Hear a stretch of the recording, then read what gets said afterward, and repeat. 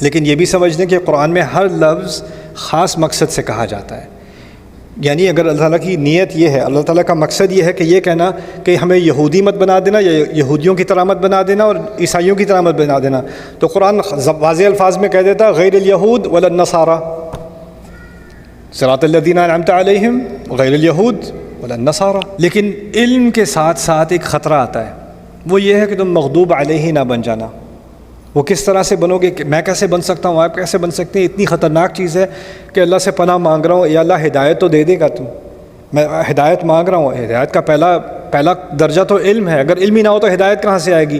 لیکن اگر علم آ گیا تو اس کا مطلب نہیں ہے کہ ہدایت آ گئی، کیونکہ علم کے بعد بھی المغضوب علیہم کے چکر میں انسان پڑ سکتا ہے.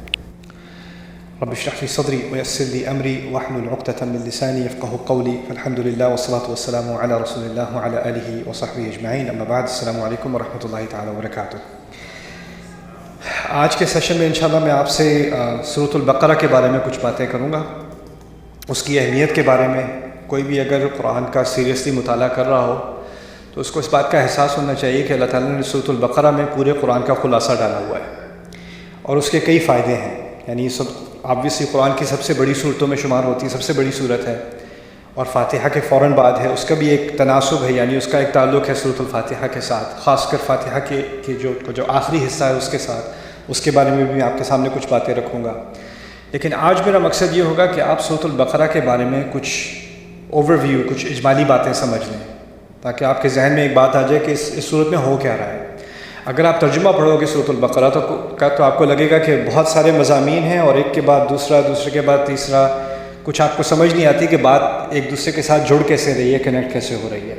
تو کلام کا جو ربط ہے وہ سمجھنا بہت ضروری ہے. اور یہ ساری چیزیں اکٹھی کیوں آ رہی ہیں؟ کیونکہ اللہ تعالیٰ نے ہر صورت کو اپنی حکمت سے چنا ہے، اس کی ساری آیات کو اپنی صحیح جگہ، صحیح مقام پر ڈالا ہے.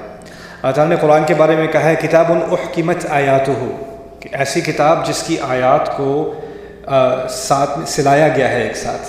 احکام عربی میں کہتے ہیں سلانے کو، اور جو سلائی ہو رہی ہوتی ہے نا اس میں ہر ایک سوئی ایک دفعہ سے گزرتی ہے تو اس کا ایک پورا ڈیزائن بنتا ہے، پیٹرن بنتا ہے، تو ہر جگہ کو ایک پریسائز جگہ سے، خاص جگہ سے گزارنا پڑتا ہے. تو ایک ایک آیت چن چن کر کہاں جانی ہے، کیسے جانی ہے، اس کا انتخاب اللہ تعالیٰ نے خود کیا ہے. تو ہمیں لگتا ہے کہ مضمون 20 مختلف جگہوں پہ جا رہا ہے، مختلف سمتوں میں جا رہا ہے، تو بات سمجھ نہیں آ رہی. تو میرے نزدیک سورت کو سمجھنے کے لیے، ان کی آیات کو سمجھنے کے لیے، پہلے اگر انسان ذرا ایک تھوڑا پیچھے ہٹ کے پورا ویو سمجھ لے کہ بات ہو کیا رہی ہے اور کس مقصد سے ہو رہی ہے، پھر اس کے بعد اس کے جو مختلف اجزاء ہیں اور ایک ایک آیت ہے وہ سمجھ میں آ جائے گی. میتھمیٹکس میں کہتے ہیں the whole is equal to the sum of its parts. یعنی اگر آپ کے پاس 4 چیزیں ہیں، آپ کو جمع کرو گے تو آپ کو اس کا ہول ملے گا. لیکن لٹریچر میں، ادب میں کہا جاتا ہے the whole is greater than the sum of its parts. یعنی آپ پوری بات سمجھ لو تو اجزاء جو ہیں ان سے اگر ایک ایک چیز سمجھو گے تو پوری بات سمجھ نہیں آئے گی. اگر آپ ایک آیت پڑھ لو گے، اس سے اگلی آیت سمجھ، اس کا جوڑ نہیں پتہ چلا آپ کو، تو آپ کو پتہ نہیں چلے گا کہ بات کیا ہو رہی ہے. یعنی ساری چیزیں سمجھو گے تو پھر پوری بات سمجھ میں آئے گی. تو اس لیے آج ایک اوور ویو، ایک اجمالی نظر سے دیکھتے ہیں سورۃ البقرہ کو. لیکن اس سے پہلے ایک اور مزید بات، فاتحہ کے بارے میں تو بہت کچھ کہا جا سکتا ہے، لیکن ایک بات فاتحہ کے بارے میں آپ کے سامنے رکھ دوں آج. وہ یہ ہے، اللہ تعالیٰ نے کہا ہے صراط الذین انعمت علیہم غیر المغضوب علیہم ولا الضالین. ہم روزانہ پڑھتے ہیں. سمجھنے کی بات یہ ہے کہ اللہ تعالیٰ نے جب کہا کہ سیدھے راستے پر ہمیں ہدایت دیجیے، اہدنا الصراط المستقیم، پھر اس راستے کی وضاحت کی جا رہی ہے. وضاحت کیا ہے؟ کہ وہ راستہ جن پر آپ نے نعمت کی، ان کا راستہ، صراط الذین انعمت علیہم. یہاں تک بات مکمل ہے. اب پتہ چل گیا کہ سیدھا راستہ کیا ہے. یہ ان لوگوں کا راستہ ہے جن پر اللہ تعالیٰ نے نعمت کی ہے، اور ان کے بارے میں اولئک الذین انعم اللہ علیہم من النبیین والصدیقین والشہداء والصالحین وحسن اولئک رفیقا. قرآن نے خود ہی بعد میں جا کے وضاحت کر دی کون ہے جن پر اللہ تعالیٰ نے نعمت کی ہے. یہ نبیوں میں سے ہیں جنہوں نے نبیوں کے کلام کو سچ مانا اور اس پر قائم رہے، ان کی بات کی تصدیق کی، وہ ہیں الصدیقین. پھر شہداء ہیں اور صالحین ہیں. اردو میں آپ سمجھتے ہیں شہداء اور صالحین کون ہیں، ٹھیک ہے. تو اللہ تعالیٰ نے خود ہی اس کی ڈیفینیشن دے دی ہے کس پر نعمت کی گئی ہے. کہنا میں یہ چاہ رہا ہوں کہ یہاں تک تو بات مکمل ہو گئی. سیدھا راستہ کن لوگوں کا ہے؟ ان 4 گروپس کا ہے. ان کے بارے میں بات ہوگی. قرآن میں جگہ جگہ ایسے لوگوں کی بات ہوگی. انبیاء کی بات ہوگی، صدیقین کی بات ہوگی، شہداء کی بات ہوگی، صالحین کی بات ہوگی. چلو بھائی، سیدھا راستہ سمجھ میں آ گیا. لیکن پھر اس کے مزید فاتحہ وہاں مکمل نہیں ہوتی. پھر اور کچھ بھی کہا گیا ہے. اور کیا کہا گیا؟ غیر المغضوب علیہم ولا الضالین. اور اس کو اگر آپ ادبی نظر سے دیکھیں تو یہ ایک مزید بات ہے جو اگر نہ بھی کہی جائے تو آپ کو لگے گا بات تو مجھے پہلے ہی سمجھ آ گئی تھی. جیسے میں کہوں بیٹا تمہیں اچھے بچوں کی طرح کام کرنا ہے، اچھے بچوں کی طرح پڑھائی کرنی ہے. اب آپ کو مزید کہنے کی ضرورت نہیں ہے برے بچوں کی طرح نہیں کرنی. بات تو سمجھ، پہلی دفعہ میں بات سمجھ آ گئی. اگر آپ کسی سے آپ نے قانون کی پابندی کرنی ہے، آپ کو مزید کہنے کی ضرورت نہیں ہے اچھا قانون کی نافرمانی نہیں کرنی. اگر پابندی کہنے کو کہہ دیا ہے تو پھر دوسری بات تو کرنے کی ضرورت نہیں رہی نا. عام زبان میں ہم اگلی بات نہیں کرتے، لیکن فاتحہ میں کیا پڑھ رہے ہیں ہم؟ یہاں تو کہہ دیا کہ کس کا راستہ؟ ان لوگوں کا راستہ، الذین انعمت علیہم. بات تو مکمل ہے، لیکن اس کے بعد مزید اللہ تعالیٰ نے ایک چیز کا اضافہ کیا، غیر المغضوب علیہم ولا الضالین. یعنی خاص ایک تو ہے جن پر نعمت نہیں کی گئی ان کا راستہ نہیں، لیکن ان سب میں سے دو گروہوں کو خاص نکال کر ان کے بارے میں خاص خبردار کیا مسلمان کو کہ یہ ان دونوں سے زیادہ بچ کے رہنا. دو طرح کے لوگ ہیں اور دو طرح کی ٹینڈنسیز ہیں، دو طرح کے مزاج ہیں، ان سے بچ کے رہنا. پہلا مزاج ہے المغضوب علیہم، دوسرا ہے الضالین. اس کے بارے میں ایک حدیث پائی جاتی ہے، مشہور ہے کہ المغضوب علیہم سے اشارہ بنی اسرائیل کی طرف، یہود کی طرف ہے، اور الضالین سے اشارہ نصارہ یعنی عیسائیوں کی طرف ہے. لیکن یہ بھی سمجھ لیں کہ قرآن میں ہر لفظ خاص مقصد سے کہا جاتا ہے.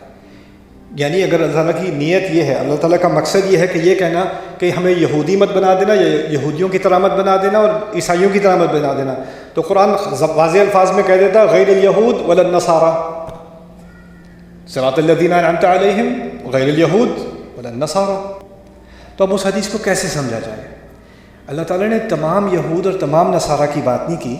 اللہ تعالیٰ یہ فرما رہے ہیں کہ یہود میں سے کچھ ایسے لوگ تھے جو مغضوب علیہم بن گئے، نصارہ میں سے کچھ ایسے ہیں جو ضالین بن گئے. اب ان کی وضاحت قرآن کرے گا کہ ان میں سے جو مغضوب علیہم وہ کیسے بنے، کیا طریقہ کار تھا ان لوگوں کا جس سے اب مجھے اور آپ کو بچنا ہے. اور اس کا ذکر خاص ہم نے اپنے الفاظ میں دعا سے اس لیے کیا ہے. اب دعا انسان کیوں کرتا ہے؟ دعا انسان اس وقت کرتا ہے جب اس کو کسی خاص چیز کی ضرورت ہوتی ہے. اور جب ہم حفاظت کی دعا کرتے ہیں تو جس چیز سے خطرہ ہوتا ہے اس کی حفاظت سے ہم دعا کرتے ہیں. تو اس میں جو پہلی دعا اللہ تعالیٰ نے ہمیں قرآن میں سکھائی ہے اس میں دو خطرے سکھائے ہیں ہمیں جس سے ہمیں خاص بچنا ہے. اگر ہدایت چاہیے تو غیر المغضوب علیہم ولا الضالین، ان دونوں سے بچ کے رہنا. تو پہلے میں مغضوب علیہم کے بارے میں ایک چھوٹی سی بات آپ کے سامنے رکھ دوں، یہود کے بارے میں نہیں، مغضوب علیہم کے بارے میں، کیونکہ یہ کوئی بھی ہو سکتا ہے. اس کی سب سے بڑی مثال سمجھ لیں قرآن میں یہود ہیں، اس کی مثال یہود ہیں. لیکن مثال سے یہ نہیں ہوتا کہ اب باقی کوئی اس میں آ نہیں سکتا. مثال تو ایک ہے نا، لیکن اگر کانسیپٹ سمجھ میں آ جائے تو کوئی بھی اس کنویں میں گر سکتا ہے، کسی کے لیے بھی خطرہ ہے. تو وہ کیا ہے؟ المغضوب علیہم ہے جس کو کوئی چیز پتہ ہو کہ غلط ہے اور پتہ ہونے کے باوجود وہ پھر بھی کرے. کسی کو پتہ ہے کہ صحیح کرنے کا کام یہ ہے، معلوم ہونے کے باوجود وہ پھر بھی نہ کرے. اس پہ غصہ. میں آپ کو چھوٹی سی مثال دیتا ہوں. گھر کے اندر جیسے دو بچے ہیں، دو لڑکے ہیں آپ کو کام ہے، آپ باہر جا رہے ہو. آپ نے دو لڑکوں سے کہا دیکھو بیٹا یہ جو کیک ہے نا، شام میں مہمان آ رہے ہیں ان کے لیے رکھا ہوا ہے، کیک کو ہاتھ نہیں لگانا. آپ نے بڑے بیٹے کو کہہ دیا، چھوٹے کو نہیں کہا. چھوٹا کسی اور اپنے بھائی کو بھی بتا دینا کیک کو ہاتھ مت لگانا. تو جی بابا جی سمجھ آ گئی. آپ گئے، آپ واپس آئے، دونوں بیٹھے کیک کھا رہے ہیں. ٹھیک ہے، اب جب واپس آئے دونوں بیٹھے کیک کھا رہے ہیں، آپ کو غصہ دونوں پہ آئے گا کہ ایک پہ آئے گا؟ غصہ تو ایک پہ آئے گا. جس کو بتایا تھا اس نے جاننے کے باوجود پھر بھی کھانا شروع کر دیا تو اس پہ تو غصہ آئے گا نا. وہ مغضوب علیہ ہی ہوا جس پہ غصہ کیا جائے. دوسرا کہ مجھے تو کسی نے بتایا ہی نہیں، وہ ضالین ہے، وہ گمراہ ہے، اس کو پتہ ہی نہیں تھا. اس نے جو کیا اس کو پتہ ہی نہیں تھا کرنا کیا ہے. وہ بھائی کھا رہا ہے تو میں بھی کھا لوں، اس میں کیا ہے. تو اس نے وہ حرکت کی. تو یہاں جو بات کہی جائے نا آسان الفاظ میں کیا ہے، جس کے پاس علم ہو، جس کو پتہ ہو، جس کو سمجھ آ گئی ہو، وہ پھر بھی جان بوجھ کے غلط کرے، وہ تو پھر غصے کا مستحق ہے. بنی اسرائیل کے بارے میں یہود کے بارے میں آپ کیا پڑھیں گے کہ ان کے ہاں علماء ہیں، جاننے والے ہیں، کعبے کو وہ جانتے ہیں، نبی کو پہچان گئے ہیں، اپنی کتابوں میں جاننے کے بعد اس میں تبدیلیاں کرتے ہیں. یعنی ان پہ جو تنقید کی گئی ہے وہ یہ ہے کہ تم جانتے ہو، وانتم تعلمون وانتم تعلمون، تم تو جانتے ہو، من بعد ما عقلوہ، سمجھنے کے باوجود، سمجھنے کے بعد یہ کچھ کرتے ہو. تو پہلا مسئلہ کس کا ہے؟ ایسے لوگوں کا جن کے پاس علم ہے.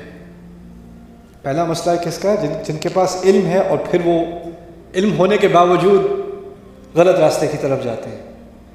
ہمارے دین میں خاص کر صرف علم کو اتنا بڑا درجہ نہیں دیا کہ بس علم حاصل کرو، علم حاصل کرو، علم حاصل کرو۔ علم حاصل تو بنو اسرائیل نے بھی کیا تھا، بلکہ ان کے علم کی شہادت تو اللہ تعالیٰ خود دیتا ہے۔ علماء بنی اسرائیل، علماء کا لفظ ان کے لیے استعمال کیا گیا، احبار کا لفظ ان کے لیے استعمال کیا۔ احبار کہتے ہیں حبر سے نکلا ہے، حبر کہتے ہیں انک کو، سیاہی کو۔ ان کی کتابیں جو ان کی ہاتھوں سے لکھی ہوئی تھی نا، تو اس سے جب آپ اس کو صفحہ پلٹتے ہو تو آپ کے ہاتھ پہ سیاہی آ جاتی ہے۔ تو وہ اتنے صفحے پلٹتے تھے وہ، اور اتنی کتابیں پڑھتے تھے وہ، کہ ان کے ہاتھ ہمیشہ کالے ہوتے تھے، اس لیے ان کو احبار کہا جاتا تھا۔ یعنی اپنی زندگیاں انہوں نے کاغذوں میں گزاری ہیں، صفحوں میں گزاری ہیں، اس لیے ان کو احبار کہا جاتا تھا۔ تو قرآن نے تو ان کی علم کی بڑی داد دی ہے، لیکن علم کے ساتھ ساتھ ایک خطرہ آتا ہے، وہ یہ ہے کہ تم مغضوب علیہ نہ بن جانا۔ وہ کس طرح سے بنو گے، کہ میں کیسے بن سکتا ہوں، آپ کیسے بن سکتے ہیں؟ اتنی خطرناک چیز ہے کہ اللہ سے پناہ مانگ رہا ہوں، یا اللہ ہدایت تو دے دے گا تو میں ہدایت مانگ رہا ہوں۔ ہدایت کا پہلا درجہ تو علم ہے، اگر علم ہی نہ ہو تو ہدایت کہاں سے آئے گی؟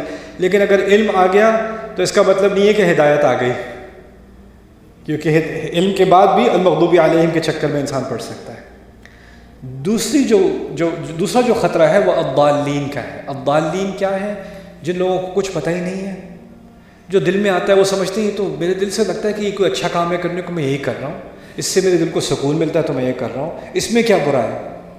یعنی پیچھے اس کے عمل کے پیچھے نیت اچھی ہے لیکن علم کچھ نہیں ہے، ٹھیک ہے نا؟ ایسے لوگ الضالین ہو جاتے ہیں۔